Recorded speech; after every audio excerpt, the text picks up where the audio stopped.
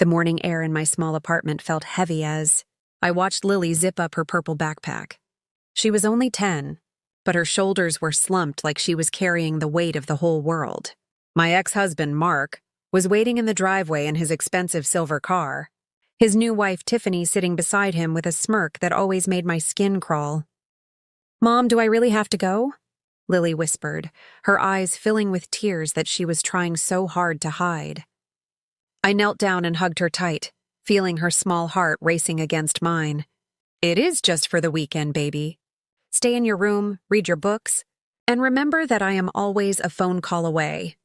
But inside, I was screaming. I knew Tiffany was trying to push Lily out of Mark's life so she could have his millions all to herself. As I handed Lily her bag, I secretly slipped a tiny black device into a hidden slit I had cut in the lining. It was a high-tech voice recorder and GPS tracker. I felt like a spy, but I was just a mother who didn't trust the woman living with her child. Mark honked the horn impatiently, a sound that always felt like a slap in the face. Lily walked slowly to the car, and Tiffany didn't even look at her. She just stayed on her phone, acting like my daughter was invisible. As the car pulled away, I opened the app on my phone and saw the little blue dot moving toward the hills of Oak Ridge. I spent the evening listening to the muffled sounds of their house. I heard Tiffany snapping at Lily for breathing too loud at the dinner table. I heard Mark staying silent, too busy with his work to notice his daughter's sadness. The recording was quiet for a long time until I heard Tiffany's footsteps heading toward Lily's room late at night while Mark was in the shower. I heard the sound of a zipper opening and a faint metallic clink. "There," Tiffany whispered into the darkness of the room, her voice sounding like a snake. "Now let us see how your daddy feels about a little thief in the house." My heart stopped. I didn't know what she had put in that bag, but I knew my daughter's life was about to change. I stayed awake all night staring at the blue dot on my screen, praying that Sunday would come faster. I didn't realize that by tomorrow, the police would be involved and my daughter would be begging her father to believe her while he turned his back. The trap was set, and Tiffany was waiting to pull the trigger. Saturday afternoon began with a scream that echoed through the recorder and into my soul. "Mark, my anniversary ring! It is gone!" Tiffany was hysterical, her voice high and sharp like broken glass. I heard running footsteps and the sound of drawers being slammed shut. "I left it right here on the vanity, Mark. It is a $50,000 diamond." I could hear the panic in Mark's voice as he tried to calm her down, but Tiffany was already pointing the finger. "It was Lily. I saw her sneaking out of our bedroom while you were in the garage." Lily's voice came through next, small and trembling. "I wasn't in your room, Tiffany. I was outside drawing." But Mark didn't defend her. I heard the sound of him walking into Lily's room and dumping her purple bag onto the floor. There was a long silence, and then I heard the sound of metal hitting the hardwood. "Lily, how could you?" Mark's voice was filled with a cold disappointment that broke my heart. "I didn't do it, Dad, I swear. I don't know how it got there." Lily was sobbing now, the kind of deep, painful sobs that a child only makes when they are truly terrified. "That is enough!" Tiffany snapped. "This is a felony, Mark. She needs to learn that there are consequences. Call the police." I was already in my car, driving faster than I ever had in my life. By the time I reached the Oak Ridge gates, I could see the flashing blue lights of 2 police cars reflecting off the white pillars of Mark's mansion. I burst through the front door just as an officer was reaching for Lily's arm. She looked so tiny sitting in that giant velvet chair, her face red from crying. Tiffany was standing by the fireplace, dabbing her eyes with a tissue, acting like she was the one suffering.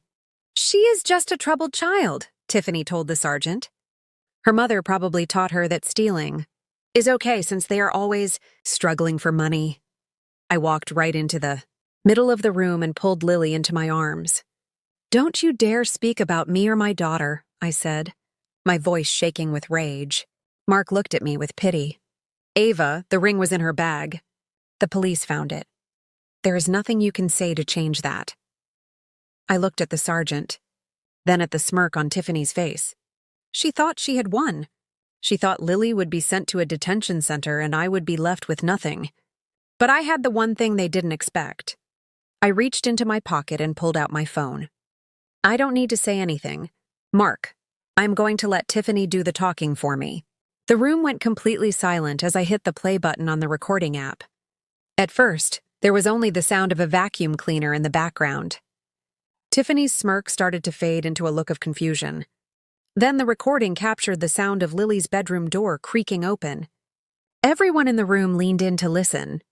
We heard the heavy, expensive footsteps of Tiffany's designer heels. We heard the sound of a zipper being pulled back. And then the voice came through as clear as day. There, try explaining this one, you little brat. Enjoy boarding school in Switzerland. The sergeant froze. Mark's face went from pale to a ghostly white.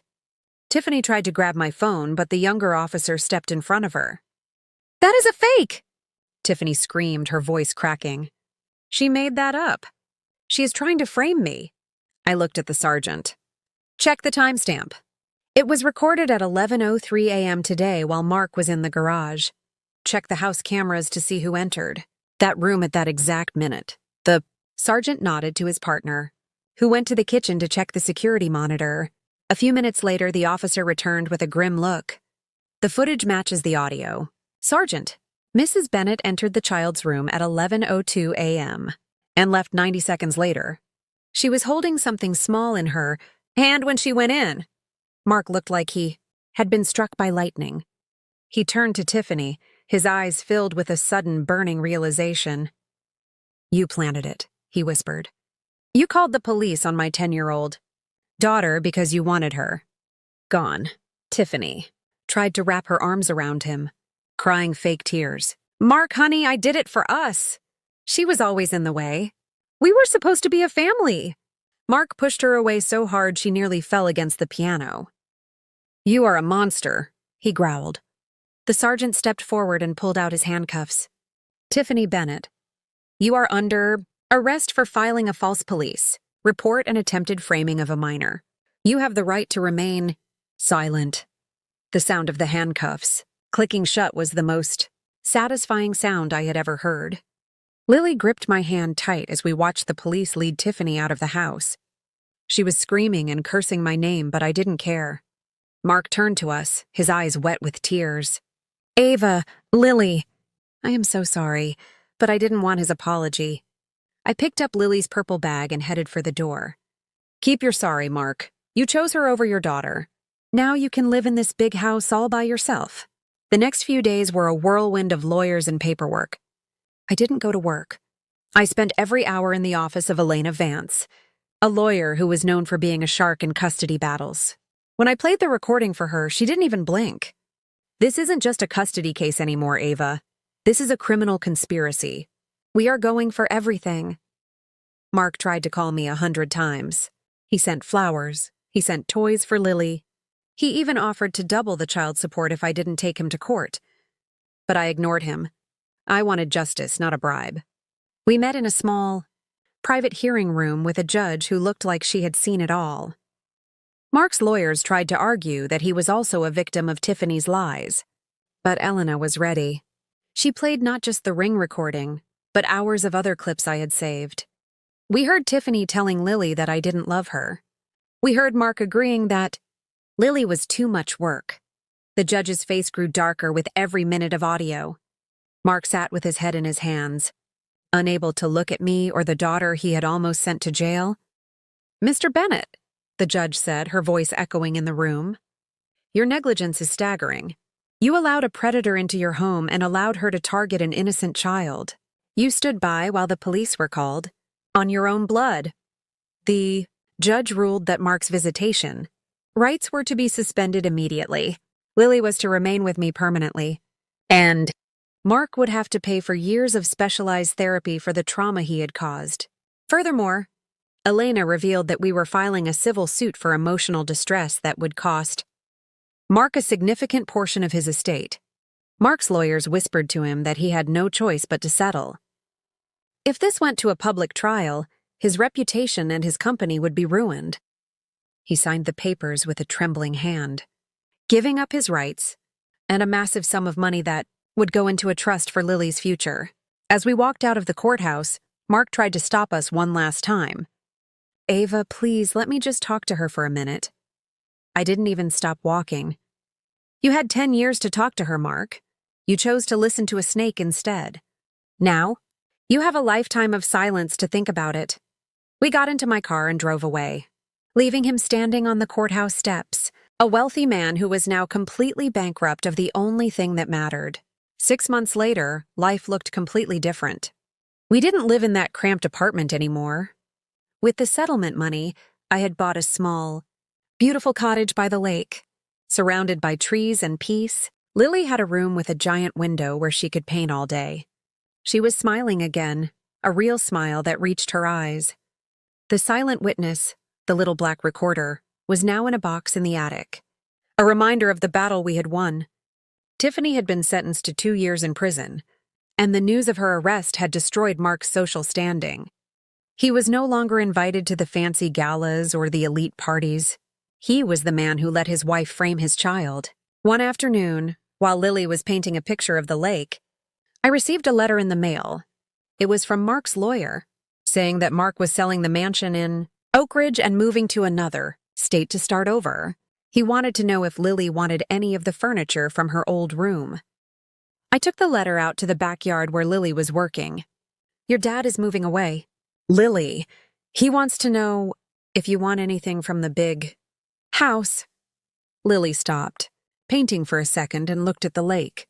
She thought about the marble floors, the velvet chairs, and the cold silence of that mansion. Then she looked at her paint-stained hands and our cozy little cottage. No thanks, Mom, she said with a shrug. I already have everything I need right here. She went back to her painting, her brushstrokes confident and bright. The real revenge wasn't the money or the jail time. It was the fact that we were happy without them. We had built a world where truth mattered and where love was loud. As the sun set over the water, casting golden light across the porch, I realized that the purple bag had done its job. It had carried the truth when no one else would. I sat down next to my daughter and watched the colors of the sky change from orange to purple, feeling a peace I had never known. We were no longer victims. We were the authors of our own story, and for the first time in my life, the ending was perfect. Mark was a memory, Tiffany was a ghost, and Lily was finally, truly home.